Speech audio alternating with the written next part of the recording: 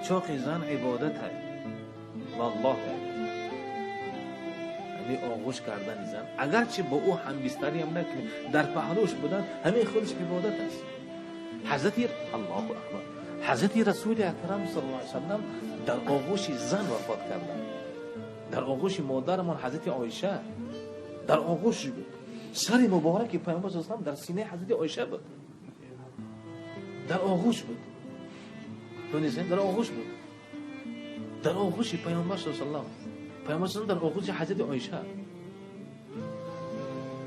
برای خاطر پیامبر صلی الله علیه و فرمود که از دنیای شما برای من چند چیز پسند است.